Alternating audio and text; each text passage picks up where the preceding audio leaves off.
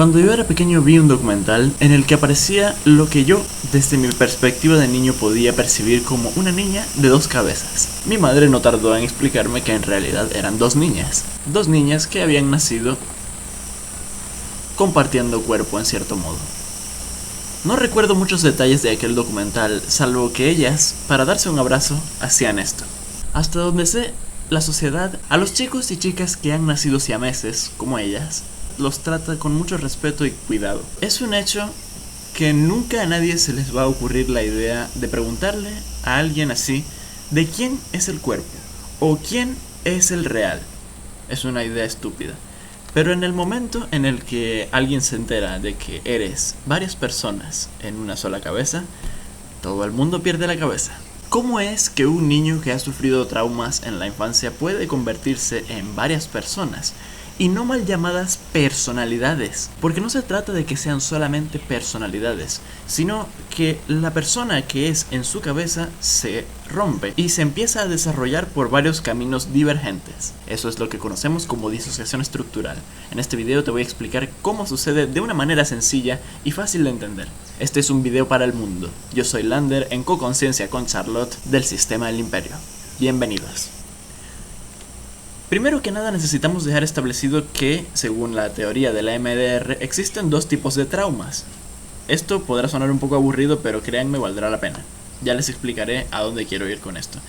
El EMDR dice que existen los tipos de traumas con T mayúscula y los tipos de traumas con T minúscula. Para las personas sensibles en la audiencia, voy a hacer un trigger warning, una advertencia de detonantes, ya que voy a mencionar por encimita qué clase de traumas son cada uno.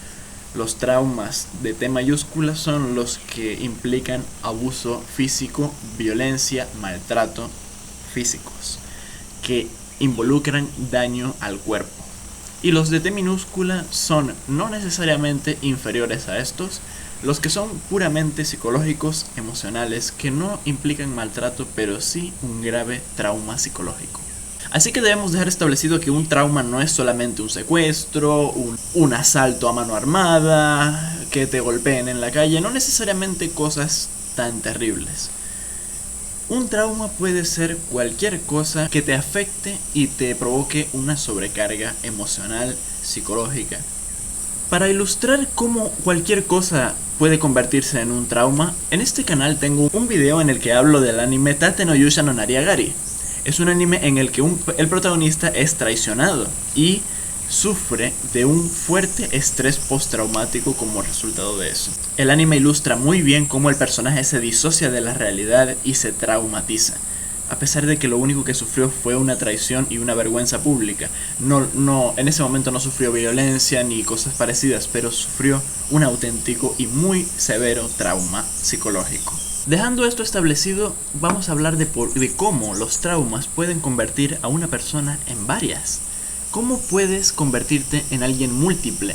Mama just killed a man, put a gun against his head, pulled my trigger, now he's dead. Hay quien dice que una persona que sufre lo suficiente puede volverse loca, pero no es la manera correcta de decirlo. I see a little silhouette of a man. Scaramouche, will you do the fandango? La manera correcta de explicarlo sería decir que una persona que ha sufrido traumas puede quedar muy dañada de la cabeza, y no necesariamente disfuncional, pero sí dañada, herida, lastimada, rota. I'm just a poor boy, nobody loves me. He's just a poor boy from a poor family. Spare him his life from this monstrosity. Pero se sabe científicamente que cuando nacemos, no hay ni un solo ser humano en este mundo que nazca ya con una personalidad o identidad formada. ¿Alguna vez te has preguntado por qué no te acuerdas de los primeros años que viviste? Eso es porque no tenías un sentido del yo. No tenías una identidad. No eras tú todavía, no sabías quién eras tú. Tú en ese momento estabas compuesto de varios aspectos de comportamiento. El niño que tiene hambre y que come, el niño que tiene sueño y que duerme, el niño que busca un apego, que necesita amor, que busca amor de sus cuidadores. Y esos diferentes aspectos de comportamiento, acabo de nombrar solamente 3, pero pueden ser muchos. se basan en las distintas partes de la psique del niño que se encargan de atender las necesidades, es un poquito como ocurre con el cráneo de los bebés.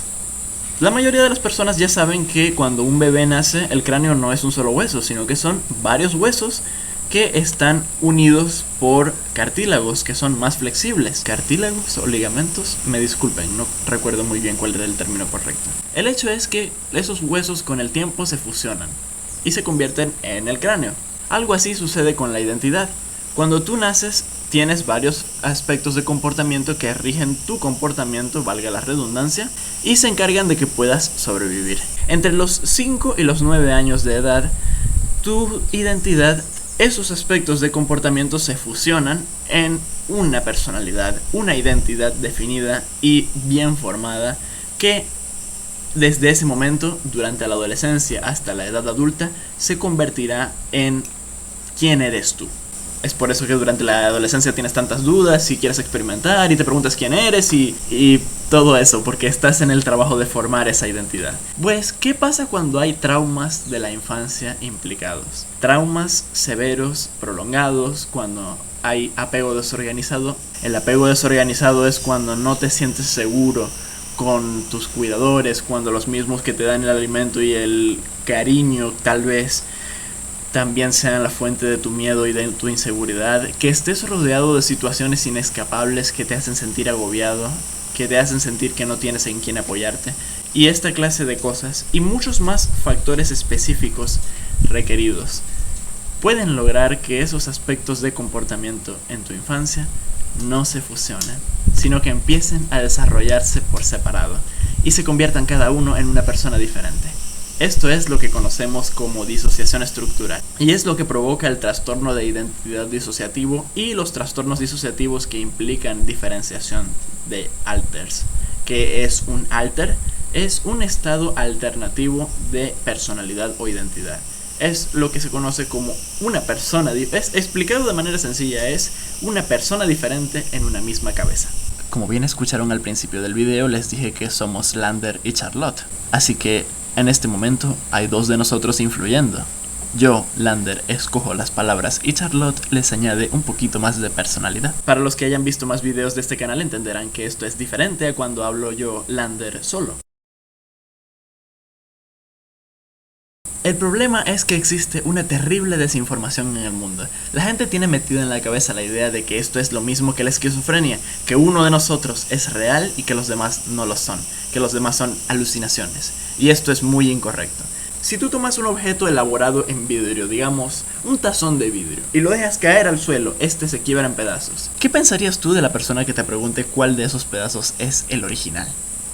Sería bastante absurdo, ¿verdad? En ese tazón, todos los pedazos son parte del original. Eso es lo que sucede con la disociación estructural. Ninguno de nosotros es más real que el otro. Todos somos reales. En un sistema de identidades, por así llamarlo, sistema de identidades disociadas o de partes disociadas o de estados de identidad disociados, en fin, hay muchas maneras de llamarlo, pero preferimos usar la palabra sistema para abreviar porque somos una especie de organización, a pesar de que no necesariamente haya organización, no necesariamente haya toda la comunicación, todo el orden que se necesita, pero la idea es que lo haya. Para colmo, el cine y las ficciones llenas de violencia y de maldad que tanto divierten a las personas han hecho que se difunda la idea de que alguien con más de una identidad como nosotros es siempre necesariamente alguien violento, alguien peligroso, alguien sádico. De hecho, también hay mucho estigma en torno a la palabra psicópata. En fin, hay demasiada confusión, demasiada desinformación. En este canal queremos dilucidar toda esa desinformación. Que no es lo mismo tener bipolaridad que tener doble personalidad. Que no es lo mismo ser un psicópata que ser alguien violento o un criminal. Que no es lo mismo tener múltiples identidades, por llamarlas de una manera no exacta o clínica, que ser alguien peligroso. Les acabo de explicar un poquito por encima de lo que va este asunto, de cómo sucede, cómo ocurre. Así que si quieren aprender un poco más, les invito a suscribirse, a quedarse en este canal, porque es un hecho que el cine ha convertido nuestra imagen en la imagen de gente peligrosa.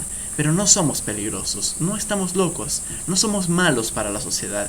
Dicho esto, por ahora voy a dejar el video hasta aquí. Te invito a que te quedes en el canal para que aprendas un poco más. La coconciencia con Charlotte me está haciendo emocionarme mucho y querer hablar mucho más.